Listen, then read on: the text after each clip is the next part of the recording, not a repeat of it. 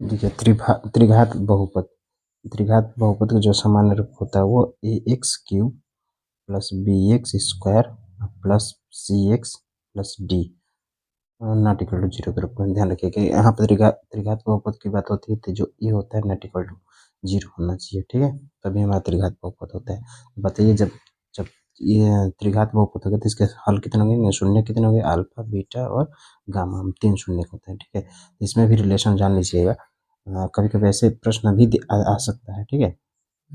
Alpha plus beta plus gamma, इन तीनों के जो योग होता है, इनके शून्यकों के योग होते हैं वो -b/a के रूप में होता है, जहाँ b और a क्या होता है, ये सब के गुणांक है। ध्यान, b जो है x² का गुणांक है, a जो है x³ का गुणांक है, ठीक है। और उसके बाद एक और रिलेशन आता है alpha beta plus beta gamma plus gamma alpha. ये जो होता है वो ये c/a के बराबर, किसके बराबर होता है, c/a।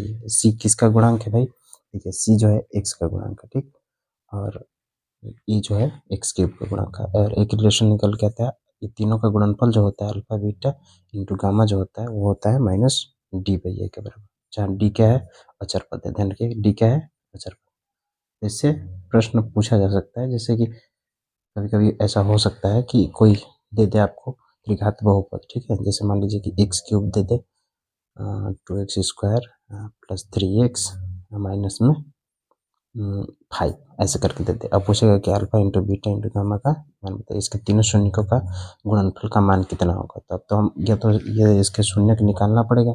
इससे अच्छा ये अगर शर्त याद होते हैं, ये तीनों शर्त आप याद रखिएगा, ये -d/a के बराबर होता है, d/a -d, चूँकि माइनस में ऑलरेडी है तो ये माइनस में दे रखा है, तो माइनस माइनस क्या हो जाएगा +5, और ए की जगह पर क्या है, कुछ नहीं, तो आपका 1 है, तब alpha into beta into gamma यानी कि तीनों शून्यकों के गुणनफल जो होंगे किसके बराबर हो जाए, 5 के बराबर, ठीक है। ऐसे कभी कभी कंपेयर करने के लिए आ सकता है, ठीक, ध्यान रखिएगा।